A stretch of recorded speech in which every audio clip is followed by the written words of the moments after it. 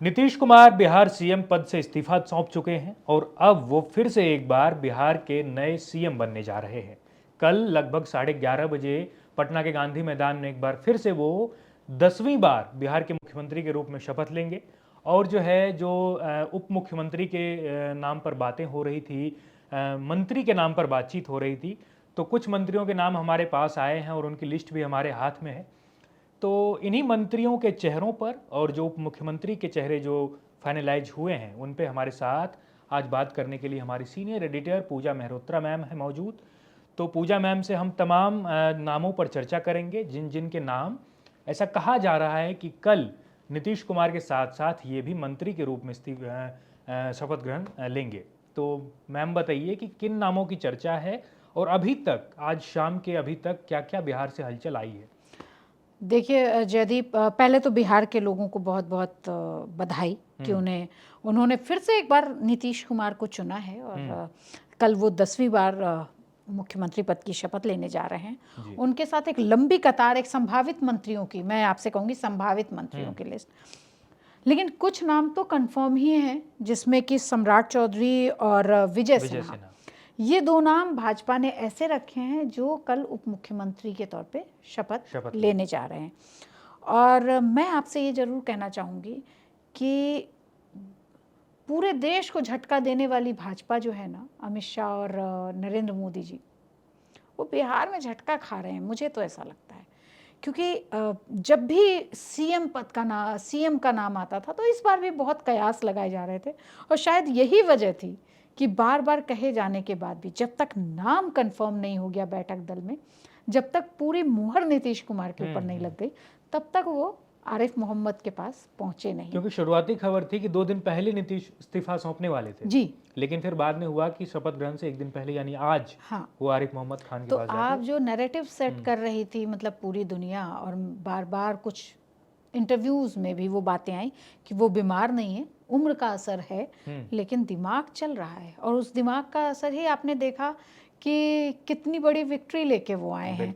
तो मुझे लगता है कि जो भाजपा हर जगह खेला कर ले रही थी और गर्दा उड़ा रहे थे ना मोदी जी, और आज भी तमिलनाडु में गर्दा उड़ा के आ रहे हैं, गमछा दिखा रहे हैं, मतलब बिहार को बिहार की तरह से स्टाइल दे रहे हैं, वो बिहारी उन मतलब पंजे में नहीं आ पा रहे हैं। आपको क्या लग रहा है? बिल्कुल आपका विजन क्या, मतलब आप भी लगातार नज़र बनाए हुए बिहार से आप आते हैं, आपको लग रहा है कि वो जो दांव पेच वो चल रहे थे वो बिहार में चल पा रहा है? क्योंकि वो उन्हीं मंत्रियों को रिपीट कर रहे हैं जो ऑलरेडी थे। कुछ नाम देखिए, अभी तो बीजेपी उन्हीं को रिपीट करने की बात अभी तक चल रही है, लेकिन भाजपा है, मैं बोल तो बहुत कॉन्फिडेंटली रही हूँ, लेकिन लास्ट मोमेंट पे क्या कर जाएंगे ये लोग और किसको दिखा के किसको। अभी संभावित मंत्रियों की लिस्ट आई है जिसमें बीजेपी के चौंका दे भाजपा, कुछ चौंका दे, क्योंकि सभी वहाँ बैठे हुए हैं, सारे राज्यों के मुख्यमंत्री वहाँ, भाजपा वाले तो सारे पहुंच ही रहे हैं।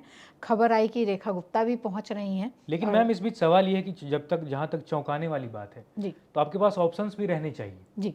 अब जैसे एक बार हमने देखा कि रेणु देवी को उप मुख्यमंत्री बनाया गया, साथ में तारकिशोर प्रसाद को उप मुख्यमंत्री बनाया गया, लेकिन वो ज्यादा दिन सत्ता नहीं संभाल पाए, उप मुख्यमंत्री के पद पे ज्यादा दिन नहीं रहे वो, फिर से वापस इनको सम्राट चौधरी, विजय सिन्हा को लाना पड़ा था। तो ऑप्शंस की बात भी तो होगी ना कि अगर ये दोनों नहीं तो फिर तीसरे या चौथे कौन?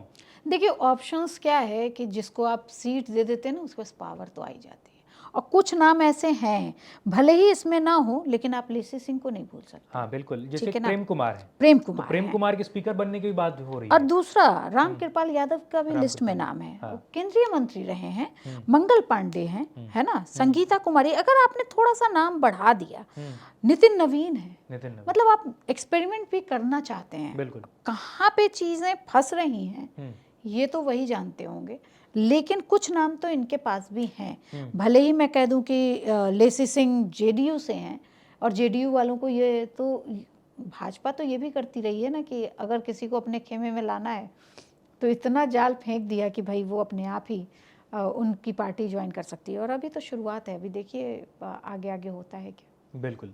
अच्छा मैम, कुछ जदयू के जो 14 मंत्रियों के नाम सामने आ रहे हैं, संभावित नाम, आप बार बार बोलिए। हाँ, कि ये 14 नाम ऐसे हैं जो कल मंत्री पद की शपथ, इनके मतलब शपथ ग्रहण में इनका नाम हो सकता है शामिल। तो जैसे मैं कुछ नाम देख रहा हूँ कि लेसी सिंह का नाम जैसे आपने लिया ही। जी जी।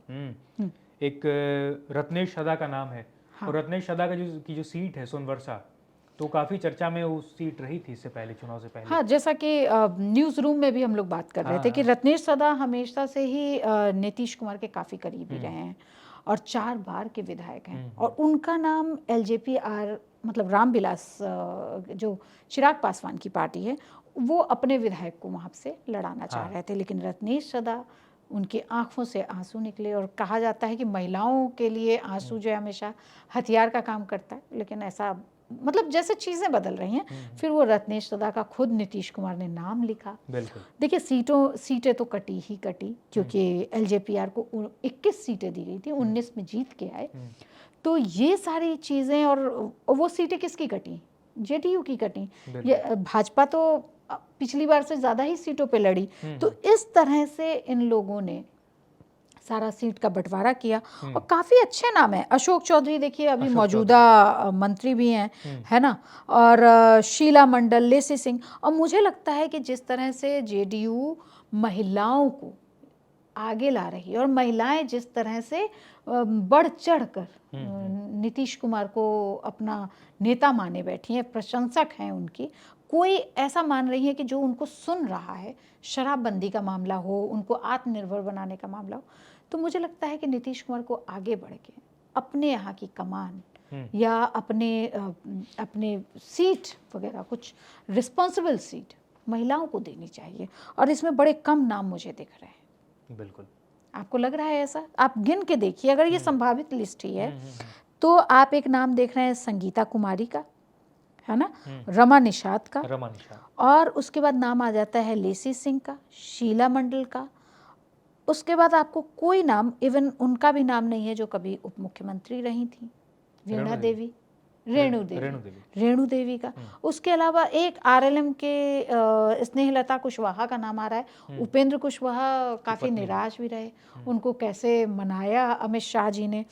तो ये सारी चीज़ें देख के मुझे लगता है कि अब वक्त आ गया है कि राबड़ी के बाद एक बिहार को उप मुख्यमंत्री भी मिले और दूसरा एक बढ़िया कमांड मंत्री की जो कि पावरफुल हो, जिससे कि सिर्फ ये ना दिखे कि रेवड़ियां बांट के महिलाओं को खुश किया जा सकता है। एक शक्तिशाली पोजीशन भी महिलाओं को मंत्री पद में मिलनी चाहिए। अब एक बार बात चिराग पासवान की पार्टी की कर लेते हैं जी। एलजेपीआर से जो 2 नाम सामने आ रहे हैं कि ये वो चेहरे हो सकते हैं जो कल शपथ लेंगे। एक राजू तिवारी हैं जो विधायक दल के नेता हैं एलजेपी के, और दूसरे संजय पासवान हैं जो बेगूसराय की एक सीट से इस बार चुनाव जीते हैं। बकरी की सीट से जीते हैं। बकरी की सीट से, जी सही कहा आपने। लेकिन एक मैं जिक्र करना चाहूँगा यहाँ हिंदुस्तान आवाम मोर्चा मांझी की पार्टी की। जी। संतोष सुमन का नाम सामने आ रहा है कि ये कल मंत्री पद की शपथ ले सकते हैं। संतोष सुमन मांझी के बेटे भी हैं और मांझी लगातार संतोष सुमन के लिए वकालत करते आए हैं कि और लंबे समय से वकालत करते आए हैं कि इनको बड़ा पद दिया जाए।